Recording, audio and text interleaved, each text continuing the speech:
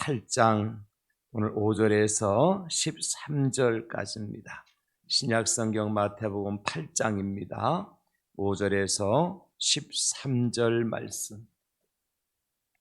하나님께 주시는 축복의 말씀입니다.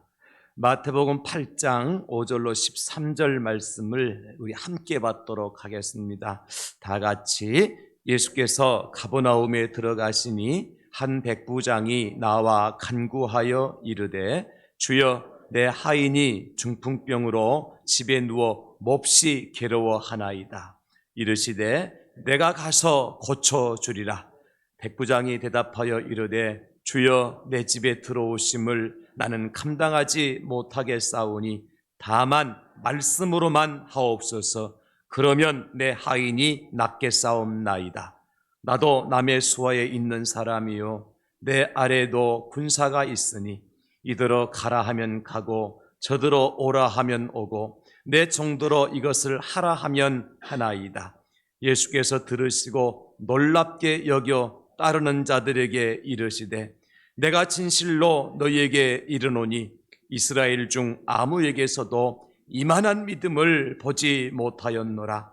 또 너희에게 이르노니 동서로부터 많은 사람이 이르러 아브라함과 이삭과 야곱과 함께 천국에 앉으려니와 그 나라의 본 자손들은 바깥 어두운 데 쫓겨나 거기서 울며 이를 갈게 되리라. 예수께서 백부장에게 이르시되 가라, 내 믿음대로 될지어다 하시니 그 즉시 하인이 나으니라. 아멘. 할렐루야. 오늘 백부장이 받은 하나님의 은혜를 저와 여러분들이 받으시고 그야말로 믿음의 날개를 펴고 창공까지 날아오르는 힘있는 7월 한 달이 될 수 있기를 예수님의 이름으로 축원합니다. 7월달 우리 교회의 주제는 다시 날아오르게 하소서. 우리 한번 주제 한번 외칠까요? 시작. 다시 날아오르게 하소서. 한 번 더 합시다. 시작. 다시 날아오르게 하소서. 할렐루야. 우리의 소원대로 주님께서 우리의 모든 어두운 부분에서, 연약한 부분에서 다시 날아오르게 하시는 그러한 축복의 은혜를 주실 줄로 믿습니다. 이런 공중에 날아다니는 모든 것들에는 공통적으로 날개라고 하는 것을 가지고 있습니다.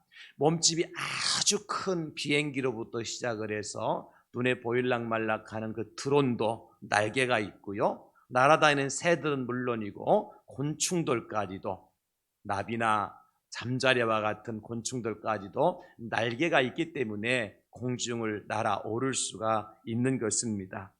그런데 여러분, 만약에 그 날개라고 하는 것이 고장이 났다든지 아니면 약하게 되어지면 어떤 현상이 벌어질까요? 날개는 날아도 높이 날지는 못할 겁니다. 멀리 날아가지도 못할 겁니다. 얼마 날아가다가 곧장 떨어지고 말 거예요. 그래서 날아다니는 모든 것들에게 있어서 가장 중요한 것이 무엇이냐고 묻는다면 역시 날개라고 이야기할 수밖에 없습니다. 제가 이 말씀을 준비하다가 아주 재미있는 흥미로운 사실 하나를 발견하게 되어졌는데, 그게 다른 것이 아니라 이 세상에서 가장 멀리 날아가는 새가 우리나라를 거쳐서 날아간다고 하는 사실이에요. 그 새의 이름은 바로 큰 뒷부리 도요새라고 하는 새입니다. 그래서 서해안 갯벌에 앉아서 갯지렁이를 잡아먹고 난 다음에 지구 반대편까지 곧장 날아가는 새가 큰 뒷부리 도요새라고 하는 그 새인데, 그 새가 날아가는 거리가 얼만큼 되느냐면 약 11,680km. 11,680km. 이 거리가 얼만큼 거리가 되냐면 짐작이 잘 안 되잖아요. 제트 비행기가 23시간 동안 쉬지 않고 날아가는 거리. 그러니까 이 큰 뒷부리 도요새가 이 11,680km를 날아가기 위해서는 그 제트 비행기처럼 빨리 날아갈 수가 없잖아요. 새니까, 조만한 크기의 새니까. 그래서 이 새가 약 시속 60km로 쭉 가게 되어지는데, 그래도 굉장히 빠른 속도죠. 시속 60km니까 며칠을 걸리는 거 하니까 8일에서 9일 동안 쉬지 않고 잠도 자지 않고 날개짓을 계속해서 날아가는 거리가 11,680km라는 거예요.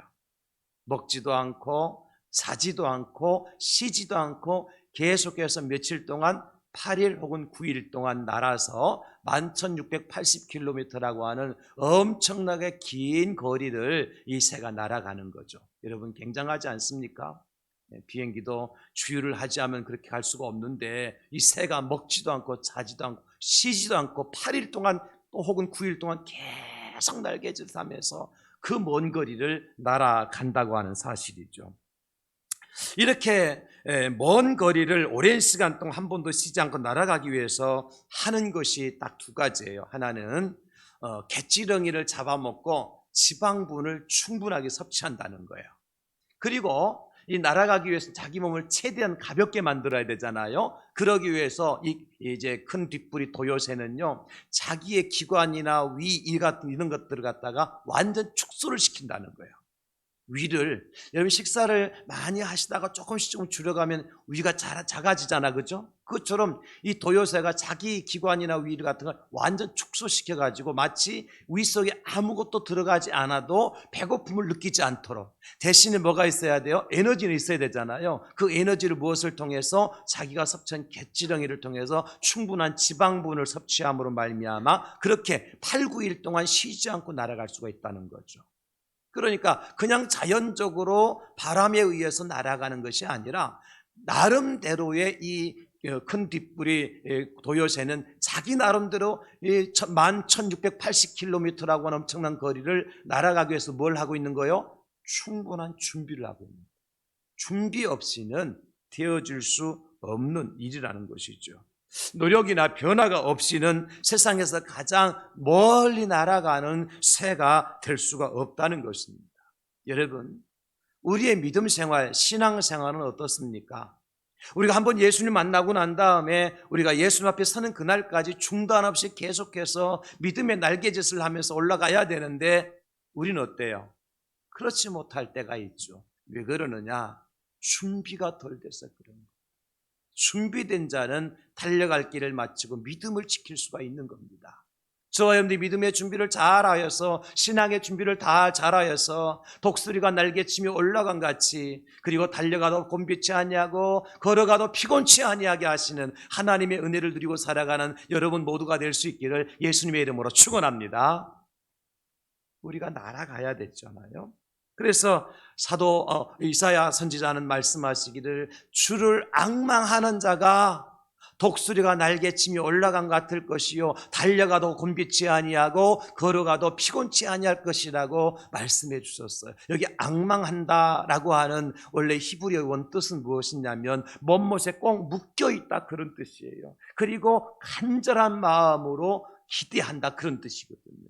그러니까 우리의 신앙생활에 있어서 중단 없이 쉬지 않고 계속해서 전진 또 전진, 위로 또 위로 올라갈 수 있는 비결은 뭐예요? 무엇인가 우리가 붙어 있어야 돼요. 묶어 있어야 돼요. 어디에? 예수님께 묶여 있어야 되고 말씀에 묶여 있어야 되고, 그리고 간절한 바람이 있어야 돼요. 나를 간절히 찾는 자가 나를 만나겠고, 할렐루야. 주님을 간절히 찾는 자가 주님을 만나게 되는 축복의 사람이 될 줄 믿으시기 바랍니다. 아이들이 배가 고프면 엄마 밥 주세요, 물 주세요, 간식 주세요 해야 엄마가 무엇인가 챙겨주지, 그냥 배부른 것처럼 그냥 아무렇지도 않은 것처럼 놀기만 하면 어떻습니까? 그 아이는 엄마로부터 좋은 것을 얻을 수가 없는 거잖아요. 그래서 성경은 말씀하시기를 구하라 그리하면 주실 것이요 찾으라 그러면 찾아낼 것이요 두드리라 그리하면 너에게 문이 열릴 것입니다. 뭔가 나름대로 하나님 앞에 간절한 마음을 가지고 소원을 가지고 액션을 취하는 사람에게 하나님께서 찾게 해주시고 문이 열리게 하시는 놀라운 축복을 주시겠다 약속하신 거예요. 저와 여러분들이 잘 준비하여서 하나님께 간절한 마음으로 나가서 예수님께 단단히 묶임 바 되어져서 독수리가 날개치며 올라간 같은 신앙의 성장과 성숙이 계속되어질 수 있기를 다시 한번 예수님의 이름으로 축원합니다. 날씨가 더우니까 그냥 더울 때 에어컨 밑에 주저앉아 있으면 그 사람은 냉방병에 걸려 죽어요. 더울 때일수록 땀을 흘리는 힘을 써야 돼요. 우리 지난 수요일 날 수요 전도팀이 날씨 30도가 넘는 날씨 속에서 뭐 했어요? 불 펴놓고 찌짐을 구워서 전도를 했어요.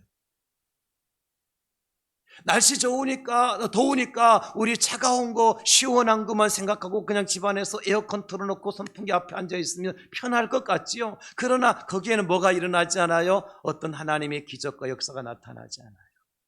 비록 날씨는 덥지만 무덥지만 그럼에도 불구하고 땀을 삐적삐적 흘리면서 주의 나라와 영광을 수봉하려고 노력하는 사람에게 하나님께서 열매를 주시는 줄 믿으시기 바랍니다.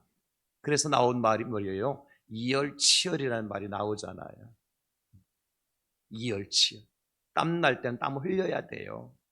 그래야 에너지가 다시 만들어지는 것입니다. 오늘 그래서 우리가 다시 날아오르게 하옵소서. 날아오르려면 뭐가 필요하다고 그랬습니까? 날개가 필요하다고 그랬습니다. 어떤 날개가 있어야 우리가 다시 날아오를 수 있느냐? 오늘 설교의 제목이 뭐예요? 믿음의 날개로 날아오르게 하소서. 우리 설교 제목 한번 선포합시다. 시작.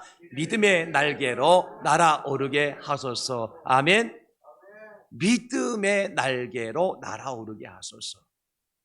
날아오르기 위해서는 우리가 믿음의 날개가 필요하다는 겁니다. 내 날개가 아니면 내 지식의 날개, 내 능력의 날개가 아니면 내 학식의 날개, 나의 경험의 날개가 아닙니다. 오직 믿는 믿음의 날개를 우리가 달고 갈 때, 거기에 묶여 있을 때에 우리가 지치지 않고 날아오를 수가 있다는 것이죠.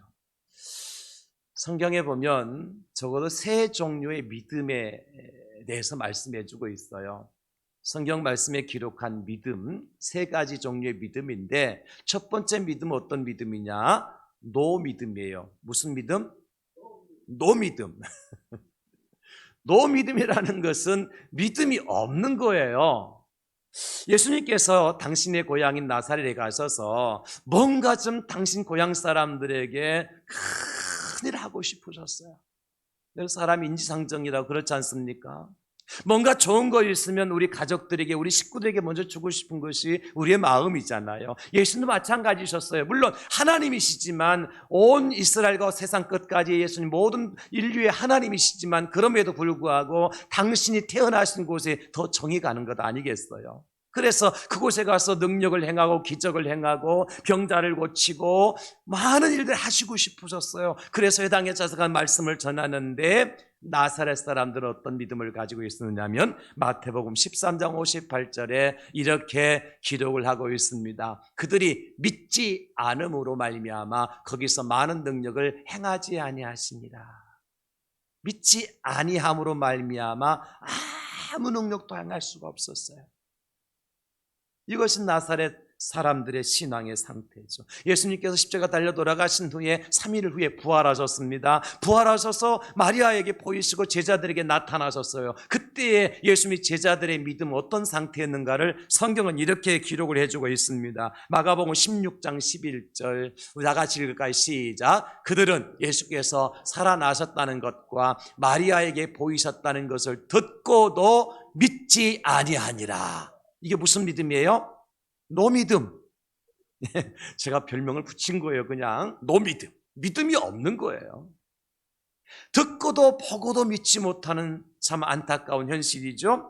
마가복음 16장 14절에도 말씀합니다. 그 후에 11제자가 음식 먹을 때에 예수께서 그들에게 나타나사 그들의 믿음 없는 것과 마음이 완악한 것을 꾸짖으시니 이는 자기가 살아난 것을 본 자들의 말을 믿지 아니함일러라. 예수님께 그들을 왜 책망하셨어요? 뭐 때문에? 믿음 없는 것 때문에 책망하신 거예요.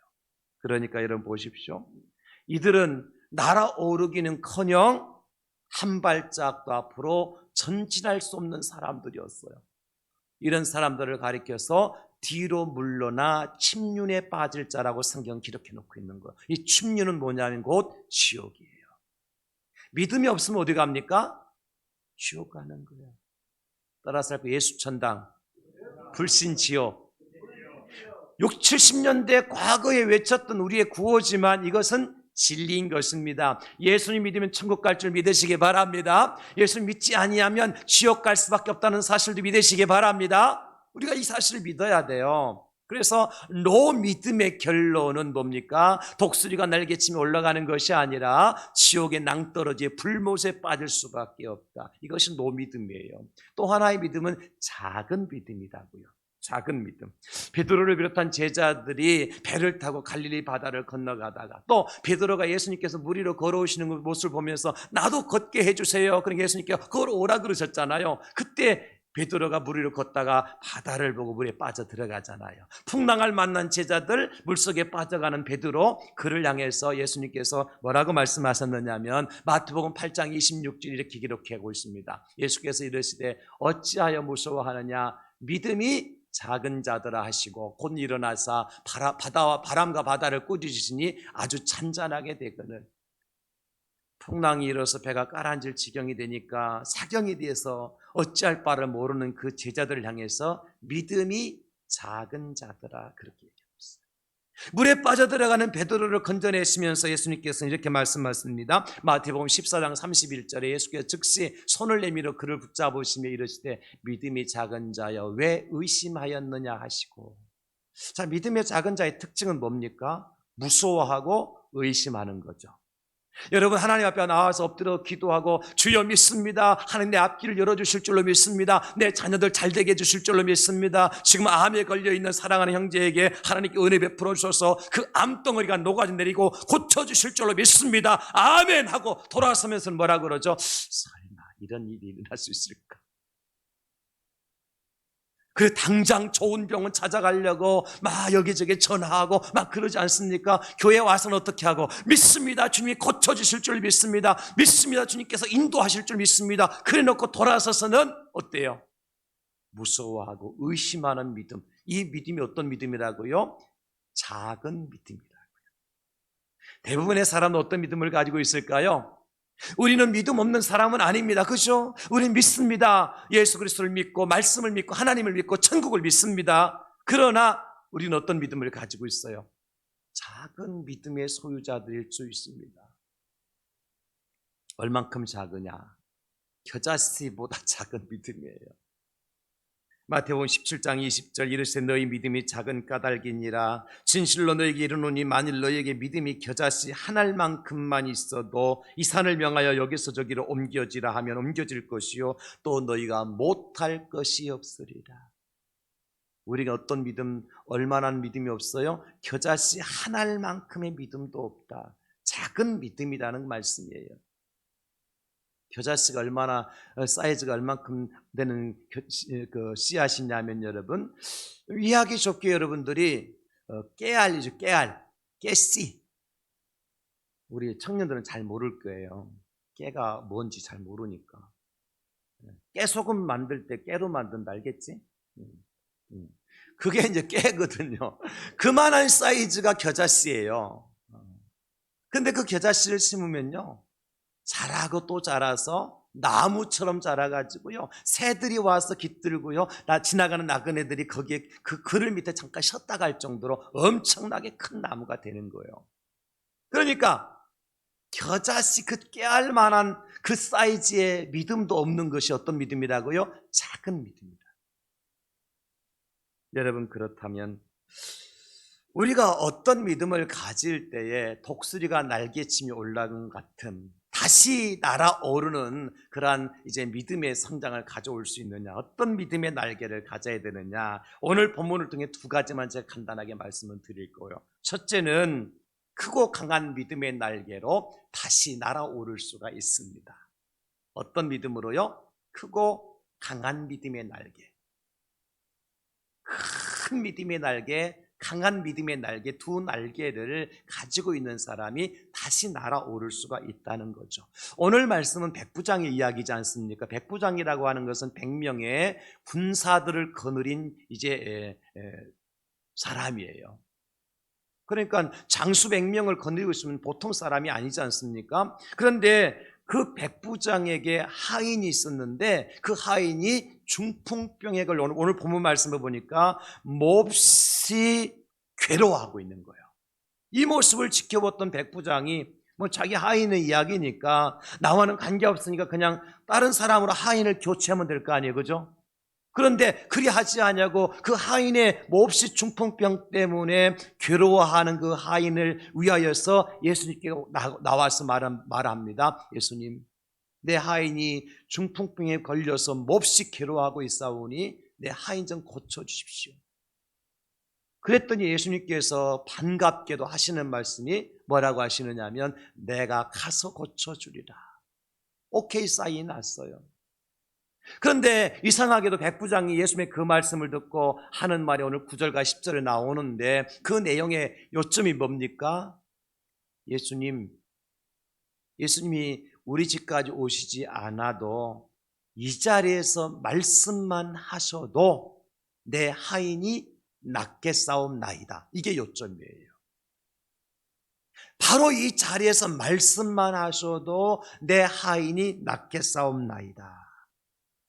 이 말을 들은 예수님께서 거기 함께했던 제자들을 향해서 뭐라고 말씀합니까? 오늘 10절에 이런 말씀이 나오고 예수께서 들으시고 놀랍게 여겨 따르는 자들에게 이르시되 내가 진실로 너에게 이르노니 이스라엘 중 아무에게서도 이만한 믿음을 보지 못하였노라. 이 백부장이 어떤 믿음을 가지고 있어요? 이만한 믿음. 다 같이 이만한 믿음. 우리 하나님 앞에 주님 나도 이만한 믿음을 주시옵소서. 시작. 도대체 이만한 믿음이 어떤 믿음이냐? 이만한 믿음인지 요만한 믿음인지. 지금 예수님께서 말씀하시는 믿음은 이만한 믿음은 어떤 믿음일까요? 믿음의 사이즈, 믿음의 크기를 잴 것 같으면 잣대를 가지고 잴 수 없고, 믿음의 무게를 달 수 있을 것 같으면 어떤 저울 갖다 넣어도 달 수 없고, 믿음의 깊이를 잴 수 있을 것 같으면 그 깊이가 너무 깊어서 측량할 수 없는 그 믿음이 어떤 믿음이에요? 이만한 믿음.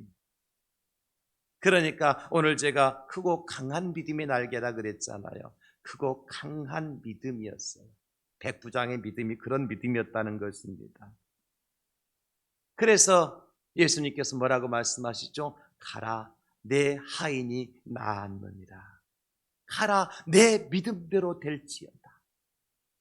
사랑하는 성도 여러분, 과연 백부장은 하인의 고통으로부터 해방이 되어져서 정말 하인도 나았지만 그 고통 가운데 함께했던 이 백부장도 이제는 날개치며 올라간 같은 새로운 삶을 살게 되었잖아요. 어떻게 가능했죠? 무엇 때문에?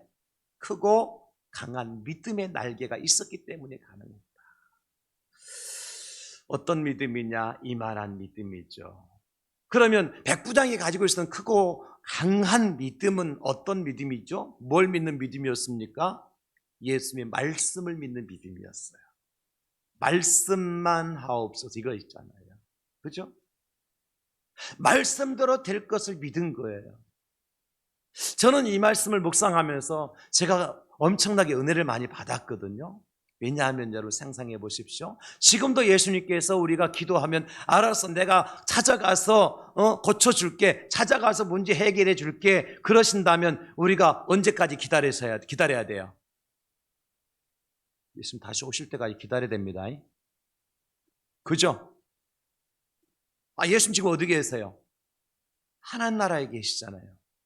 근데 그 예수님께서 하시는 말씀이 알았어, 내가 가서 고쳐줄게, 내가 가서 문제 해결해 줄게 그럴 것 같으면 우리가 언제까지 기다려야 된다고요? 예수님 이 땅에 다시 재림하시는 그날까지 기다려서야 돼요. 그때까지 뭐하고 있어야 돼요? 앓고 있어야 되고, 그때까지 뭐하고 있어요? 문제를 끌고 끌어안고 있어야 되는 거예요.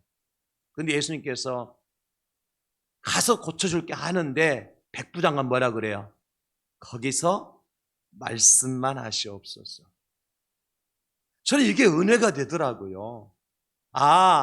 예수님이 지금 어느 곳에 계시든지 어느 곳에든 내가 기도할 때마다 오케이, 내 믿음대로 될지어다 그 말씀만 하시면 믿음대로 되는 거예요. 내 믿음의 색깔이 빨간색은 빨간대로 되고 파란색은 파란색으로 되고 하얀색은 하얀색으로 되는 거예요. 내 믿음의 사이즈가 여러분 큰 산과 같으면 어떻게 되어지고요? 큰 산과 같은 믿음의 사이즈도 되는 것이고, 내 믿음의 사이즈 더 태평양같이 넓으면 태평양 강물처럼 너 바닷물처럼 크게 역사가 되는 것이고, 무엇대로 되니까요? 나의 믿음대로 되는 것이니까. 할렐루야. 이게 은혜더라고요. 이게 바로 크고 강한 믿음의 결과라는 거죠.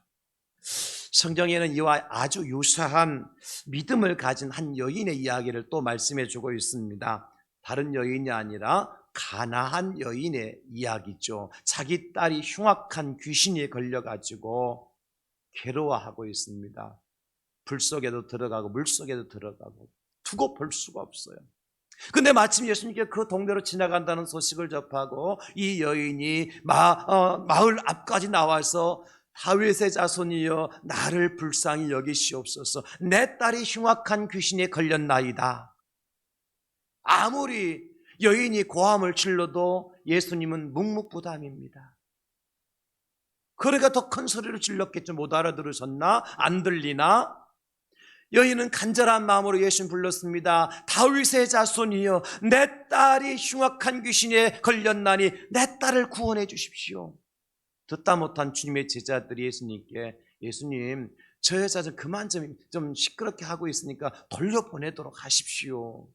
그러니까 여인이 어떻게 해요? 맨발로 오히려 예수님 있는 곳까지 달려 나와서 예수님 앞에 무릎을 꿇고 엎드려서 다윗의 자손이여 나를 불쌍히 여기소서, 내 딸이 흉악한 귀신이 들렸나이다며 애걸복걸하는 거예요.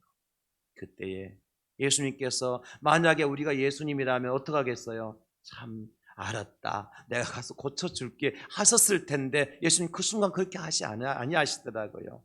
뭐라고 말씀하시는 거 하니까, 나는 이스라엘의 자손들 집에 잃어버린 양 외에는 보내심을 받은 적이 없다. 너는 가나안 여인이잖아. 나는 이스라엘 자손들의 잃어버린 양을 찾고 구하고 살리기 위해서 왔지, 너와 같이 가나안 여인 이방 사람들을 위해서 온 것이 아니다 그러는 거예요. 아니 세상에 하나님은 동일한 하나님이지 왜 우리는 그렇게 취급합니까? 라고 여인이 항변할 수도 있는데, 그 말을 들은 여인이 더욱더 예수님 앞에 다가와서 절하며 엎드려서 구합니다. 주님 한 번만 불쌍히 여겨달라. 그러니까 예수님께 이번에는 이렇게 말씀하십니다. 자녀들의 떡을 취하여 개들에게 던지는 주인이 있느냐? 그거 마땅하지 않다. 여러분 생각해 보십시오. 우리 자녀가 아니라 연세 드신 분들은 손주들 생각하고 젊은 분들은 자녀 생각하세요. 내 사랑하는 아들이, 내 사랑하는 손주가 막 포켓몬 빵을 사가지고 막 먹고 있어요. 포켓몬 빵이 뭔지 아세요, 여러분? 그거 모르면 여러분 조금 지구를 조금 생각을 하셔야, 지구에 살아야 될지 안 살아야 될지. 포켓몬 빵이라고 있어요. 요즘에 우리 아이들 참 대여섯 살 아니 그 코미디언 그 사람도 찾으러 막 온 서울시는 다 찾아다니더라고. 아주 맛은 없지만 아이들이 찾는 빵이 있습니다. 그 빵을 아이가 막 구해가지고 먹고 있어요. 그런데 이런데 그러면서 저 밖에서 멍멍 하고 있는 강아지가 딱 던져주는 그 부모가 있겠냔 말이에요. 여러분 없잖아요. 강아지가 달려들어서 뺏어 먹으려면 저리 가! 이게 우리 아들 거야, 우리 손주 거야, 그렇게 강아지를 쫓지, 우리 아이 거 우리 손주 거 뺏어 강아지에게 주는 그런 부모는 없다고 예수는 그리 말씀하시는 거예요. 이 말을 들은 여인이 얼마나 상심되겠어요. 나를 뭘 취급하고 계시는, 지금 강아지 취급하잖아요. 개 취급하잖아요. 지금이야 강아지 개가 얼마나 존대를 받는 시대입니까마는 지금 성경이 기록될 당시는 그런 게 아니었거든요. 여러분 그런데도 불구하고 이 여인이 뭐라 그래요? 옳습니다, 맞습니다, 지당하십니다. 누구의 말씀이? 예수님의 말씀이 옳다 그러는 거예요. 여인 말합니다. 주님 옳습니다. 그런데 개들도 자기 주인의 상에서 떨어지는 부스러기를 먹고 살잖아요. 주님 맞습니다. 나는 천하디 천한 인간 대접을 받지 못할 수밖에 없는 이방인의 여인이요, 계칙을 받을 수밖에 없는 여인입니다. 그런데 내 딸이 지금 흉악한 귀신에 걸려 고통 중에 있습니다. 다만 주인이신 우리 주님께서 그 부스러기라도 나한테 주신다면 내 딸이 그 부스러기 때문에 살 수 있지 않겠습니까? 그렇게 예수님께 매달리는 거예요. 그때에 우리 예수님께서 마태복음 15장 28절에 이렇게 말씀해 주십니다. 예수께서 대답하여 이르시되 여자야, 내 믿음이 크도다. 내 소원대로 되리라 하시니 그때로부터 그의 딸이 나으니라. 저는 여러분, 우리가 하나님 앞에 나와서 신앙생활 할 때 이 가나안 여인의 큰 믿음을 가지고 여러분의 모든 고통과 아픔과 슬픔 속에서 해방이 되어지고 큰 강한 믿음의 날개를 활짝 펴고 하나님 주시는 자유와 기쁨의 세계로 날아오를 수 있기를 예수님의 이름으로 축원합니다. 저는 이 말씀을 묵상할 때 많이 마음이 뭉클해지더라고요. 다른 말이 아니라 예수님께서 여자에게 하시는 말씀이잖아요. 여자야, 내 믿음이 크도다. 그럴 때 우리 예수님 마음이 얼마나 벅찼을까. 예수님 아무래도 이 말씀을 하시고 싶으셔서, 이 믿음이 있는지를 여자에게서 발견하고 싶으셔서 그렇게 가혹하리만큼 여인을 천대하고 여인의 말을 듣지 않으셨는지도 모르겠습니다. 하나님, 우리에게서 어떤 믿음을 보시기를 원하실까요? 내 믿음이 크도다. 그러니 이 여인의 믿음을 무엇으로 가로막을 수가 있었습니까? 제자들이 가로막을 수 있었습니까? 예수님이 그 험한 말씀이 가로막을 수 있었습니까? 그것이 장애물이 되었었습니까? 아니잖아요. 왜냐하면 믿음이 더 크니까. 장애물보다도 더 크고 가로막는 그 어떤 방해물보다 더 크고, 그러니까 마치 여리고성처럼 단단하게 닫혔던 그 성이 무너져 내렸던 것처럼 믿음을 통해서 하나님의 큰 은혜를 체험하고 창공을 향해서 날아오를 수가 있었던 이 가나안 여인의 믿음, 큰 믿음입니다. 사랑하는 성도 여러분, 많은 사람들은 사실 믿음이 있다 하면서도 겨자씨만한 믿음도 없는 경우가 많습니다. 그러니 능력은 그만두고라도 자기 자신까지 얼마나 시험에 들고 넘어질 때가 많습니까? 신앙생활 하면 우리 앞에 장애물이 없어야 되는데, 예수 믿고 나면 만사 형통해야 되는데, 실제는 어떻습니까? 현실은 어떻습니까? 전혀 그렇지 않습니다. 여러분, 착각하지 마세요. 예수 믿으면 모든 것 다 풀릴 것이라고? 그렇지 않습니다. 예수님 믿고 나면 안 되던 일들이 잘 될 것이라고? 그렇지도 않습니다. 오히려 더 어렵고 힘든 일들이, 장애물들이, 방해하는 일들이 우리 앞에 수두룩하게 더 우리 눈에 보일 수 있고, 우리 주변에 그런 것들이 가로막힌 것을 볼 수도 있어요. 그것을 어떻게 무너뜨릴 수 있습니까? 큰 믿음밖에 없어요. 강하고 담대한 믿음밖에 없습니다. 그 믿음은 예수 그리스도를 믿는 믿음, 전능하신 하나님을 믿는 믿음입니다. 저와 여러분들이 믿는 하나님은, 나는 약하지만, 나는 부족하지만 그 하나님은 전능하신 하나님이신 줄 믿으시기 바랍니다. 하나님께 능치 못하심이 없는 줄로 믿으시기 바랍니다. 내가 그 하나님을 믿는데 어찌 세상 앞에 자그마한 것 때문에 그것이 걸림돌이 돼서 넘어지고 쓰러지고 자빠지고 난리를 치느냔 말이에요. 당장 우리가 죽고 사는 것도 아니잖아요. 우리가 시험에 넘어진다고 할 때, 시험 들었다 할 때 그 시험이 여러분들의 생명을 앗아갈 만한 그렇게 큰 시험이었습니까? 아니에요. 정말 티끌만한 것이에요. 그냥 눈 한번 감았다 뜨면 사라질 그런 것들이에요. 한숨 한번 길게 쉬어버리면 사라질 것들이에요. 안 그렇습니까, 여러분?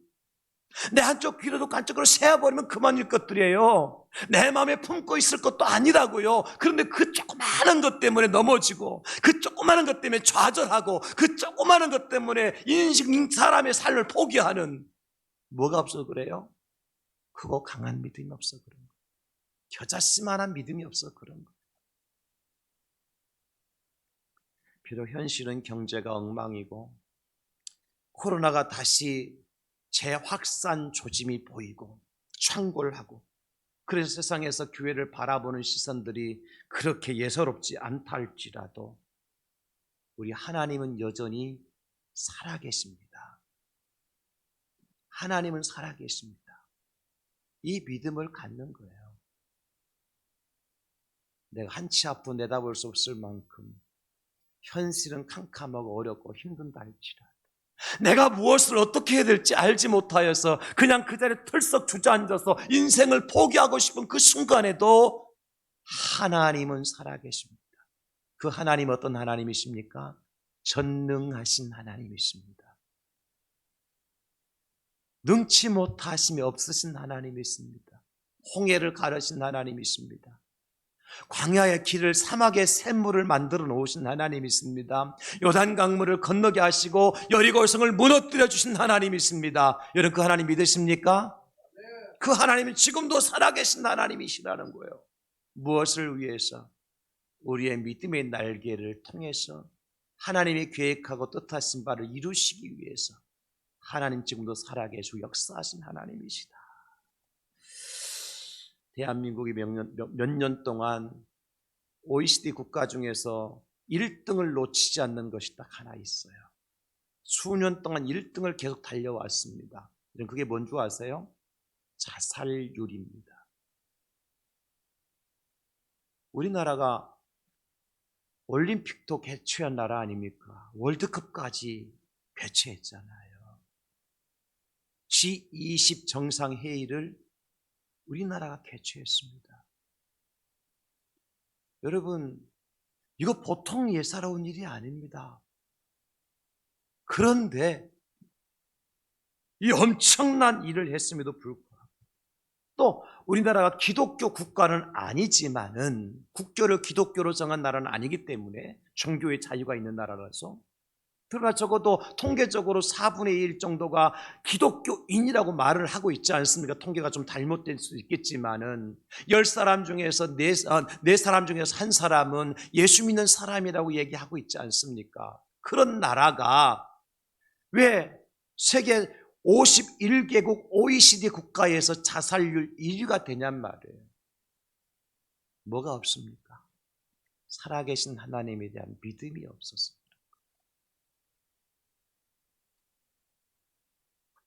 많은 사람들이 밤잠을 이루지 못하는 불면증에 시달리고 있고, 어두운 생각, 우울한 생각에 사로잡혀서 언제 내가 죽을지 모른다고 하는 불안과 두려움 속에 사로잡혀 있는 그러한 우울증 환자들이 자꾸 늘어나고 있습니다. 죄송하지만 불면증, 우울증 환자들이 난 크리스찬들의 스토리가 아닙니다, 여러분. 예수 믿는다고 하는, 그 중에서도 교회에서 중직을 받은 권사요, 장로요, 목사로 직분을 받은 자들 중에 얼마나 많은 사람들이 우울증과 불면증에 시달린 줄 압니까? 제가 주변에서 들려오는 소식들을, 뉴스를 들으면요, 어느 교회 권사님이 아파트에 떨어져서 스스로 목숨을 끊었다더라, 그런 이야기를 제가 몇 번 들었습니다.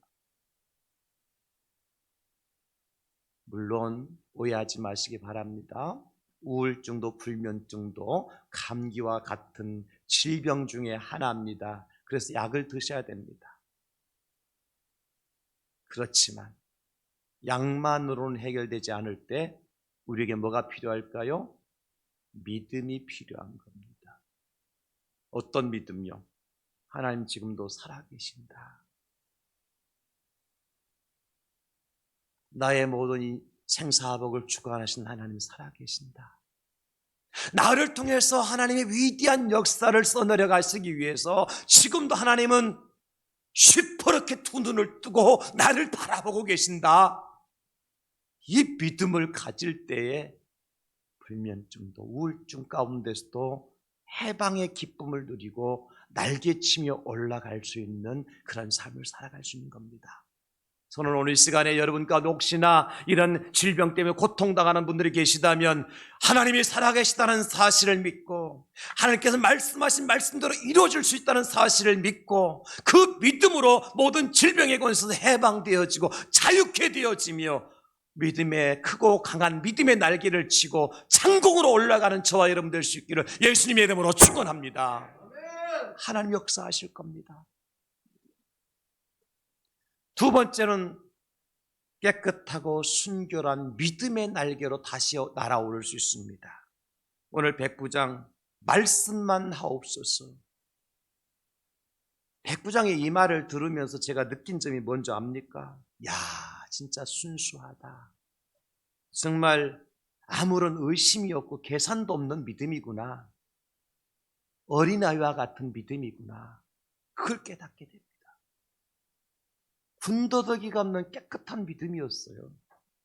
우리 같으면 그래 내가 집에 가서 고쳐줄게. 예 주님 고맙습니다. 그럼 주님과 함께 돌아가면서 어떤 생각을 했을까요? 얼마나 걸릴까? 가는 도중에 또 하인이 죽지는 않을까?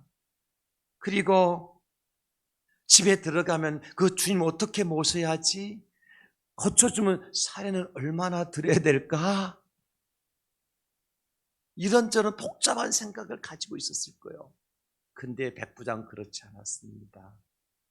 예, 주님께서 오케이 사인 나자마자 오늘 백부장이 뭐라고 얘기합니까? 8절 백부장이 대답하여 이르되 주여 내 집에 들어오심을 나는 감당하지 못하겠사오니 다만 말씀을 하옵소서. 그러면 내 하인이 낫겠사옵나이다. 저를 따라서 한번 해보실까요? 주님 말씀만 하옵소서. 그러면 문제가 해결되겠나이다. 할렐루야. 여러분이 가지고 있는 문제가 크고 작고는 상관없습니다. 얼마나 많은 세월이 걸렸던도 상관없습니다. 주님께서 오케이 사인만 난다고 할 것 같으면 그 문제가 완전히 솔루션 될 줄, 풀어질 줄 믿으시기를 예수님의 이름으로 축원합니다. 예, 오케이 사인만 나면 돼요. 내가 고쳐주겠다. 내가 해결해주겠다. 내가 문제를 해결해주겠다. 주님께서 말씀만 하시면 그대로 되는 이 믿음이 어떤 믿음이에요? 깨끗하고 순수한 믿음이죠. 순결한 믿음이죠. 여러분, 그 결과 어떻게 됩니까? 13절 보면 예수께서 백부장이 이르시되 가라 내 믿음대로 될지어다 하시니 그 즉시 하인이 나으니라. 저는 이런 장면을 또 다른 곳에서 한 걸 발견할 수 있었는데요. 이 성경이 예만 여러분 전달해드리고 말씀 마치려고 합니다. 바로 중풍병에 걸린 친구를 들것에 싣고 와서 예수님이 계신 곳에 천정을 뜯고 그곳에 드러내려서 그 중풍병에 걸린 그 환자를 치유받게 하시는 그런 장면이죠. 중풍병에 걸린 사람이 스스로 걷지 못할 정도로 중환병에 걸렸습니다. 내 친구가 들것에 이제 그 중풍병자를 싣고 예수님이 계신다는 곳으로 달려가 보았습니다. 무리들이 하도 많이 모여서 예수님이 갈 수 없었어요. 어떻게 합니까? 포기하지 않죠. 지붕으로 올라가서 지붕을 뜯습니다. 그리고 침상채로 들것채로 달아내려서 예수님께 달아내립니다. 그 결과 예수님께서 그 친구들과 중풍병자의 믿음을 보시고 네가 깨끗하게 되었느니라 말씀하십니다. 상상해 보십시오. 의기투합해서 우리 친구 한번 고쳐보자. 들것에 싣고 갈 때도 참 얼마나 그 모습이 아름답습니까? 우리는 그런 믿음이 있어야 될 줄 믿으시기 바랍니다. 나만 잘 되는 것이 아니라 어렵고 힘든 형제와 자매들이 있으면 함께 더불어서 함께 살아갈 궁리를 좀 해야지. 나만 잘 먹고 잘 살고 나만 시원하게 지내면 안 된다는 거죠. 이 시대의 불볕 더위 속에서 에어컨은 그만두고 선풍기조차 제대로 틀지 못하는 사람들 얼마나 많은데요. 전기세가 아까워서. 우리 가만히 있으면 안 됩니다. 그런데 이들의 믿음을 보십시오, 여러분.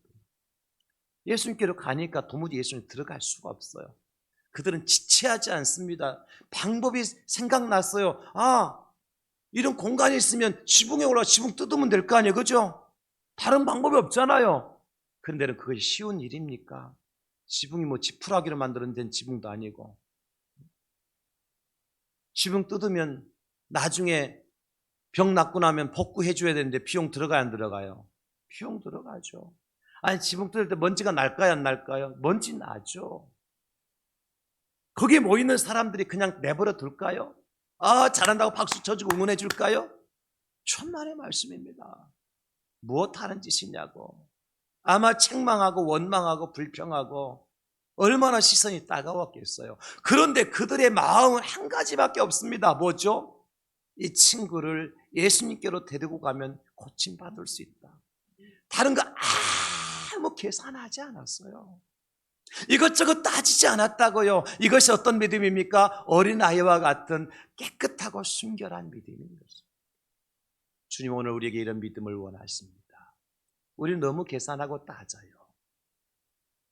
돈이 없어서 안 되고, 시간이 없어서 안 되고, 힘이 없어서 안 되고, 나이가 들어서 안 되고, 나이가 어려서 안 되고, 키가 커서 안 되고, 키가 작아서 안 되고, 몸무게가 많이 나가서 안 되고, 몸무게 적게 나가서 안 되고.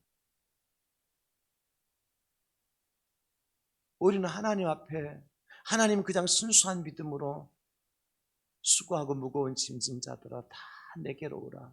내가 너희를 쉬게 하리라. 값없이 와서 포도주와 젖을 사라. 주님은 우리에게 그렇게 초대하고 계시는데, 주님, 내가 지금까지 지은 죄가 너무 많아서 못 갈 것 같아요. 창피해서 사람들의 눈빛이 두려워서 못 갈 것 같아요. 이런저런 이유와 핑계를 대면서 주님께 나가지 못하잖아요. 그러니까 하나님께 주시는 은혜를 누릴 수가 없는 것 아니겠습니까? 교회에서 봉사를 할 때도, 전도를 할 때도, 여러분, 전도는 할 일 없는 사람들이 와서 전도만 하시는 게 아니지 않습니까? 그분들도 다 바쁜 사람들이고 나름대로 삶을 가지고 있는 사람들이고, 오셔서 자기 이제 비용을 들어서 때로는 밥도 사주고 아이스크림도 사주고 그러면서 함께 전도하는 그분들, 자기 생활이 없는 분들이 절대 아니지 않습니까? 그럼에도 불구하고 그런 것 저런 것 계산하고 따지다 보면 절대로 전도하거나 봉사하거나 내 이웃을 내 몸처럼 사랑할 수가 없는 겁니다. 초대교회 성도들이 자기 재산을 자기 것으로 여기지 않냐고 다 팔아서 사도들 앞에 내놓을 수 있었던 것은 어떤 믿음이죠? 깨끗하고 순결한 믿음이었습니다. 단순한 믿음. 믿음을 좀 단순화시키세요, 여러분. 제발 좀 이것저것 따지지 마세요. 내가 하는 게 아니라 누가 하시는 겁니까? 하나님이 하시는 것 아닙니까? 이것이 믿음 아닙니까? 내가 할 것 같으면 내가 하지 뭘 하나님 앞에 나와서 기도를 왜 하십니까? 내가 할 수 있는, 내가 구원도 내가 스스로 내 구원을 성취할 수 있을 것 같으면 내가 노력해서 땀을 흘려서, 아니면 돈을 얼마 들였습니다 하지, 하나님 앞에 나와서 뭘 이렇게 이 뜨거운 날에 고생하십니까? 이 좋은 시간에. 우리의 믿음은, 그래서 믿음 생활을 잘하기는 가지치기를 잘해야 돼요. 단순화시키세요. 내가 너를 도와주리라. 내가 너를 붙들어 주리라. 내가 나의 의로운 오른손으로 너를 붙들어 주리라. 강 가운데로 지날지라도 강물이 너를 침몰하지 못할 것이요, 불 가운데로 지나갈지라도 불이 너를 사르지 못할 것입니다. 주님께서 말씀하시면서 우리에게 다 내게로 와라. 내가 너희를 쉬게 하리라. 사랑하는 성도 여러분, 그러면 우리는요, 주님 앞으로 뚜벅뚜벅 가는 거예요. 물론 우리가 주 앞에 서기에 너무나 부끄러운 부분 많이 있죠.